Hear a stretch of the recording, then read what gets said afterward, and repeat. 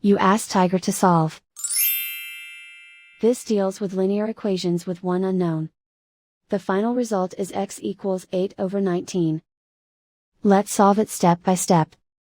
Simplify the expression. Group like terms. Multiply the coefficients. Group all x terms on the left side of the equation. Add 15x to both sides. Group like terms.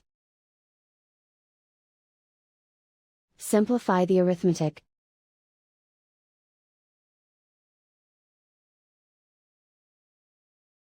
Group all constants on the right side of the equation. Add 8 to both sides. Simplify the arithmetic.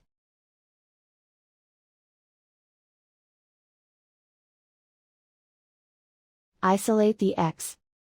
Divide both sides by 19. Simplify the fraction. And so the final result is x equals 8/19.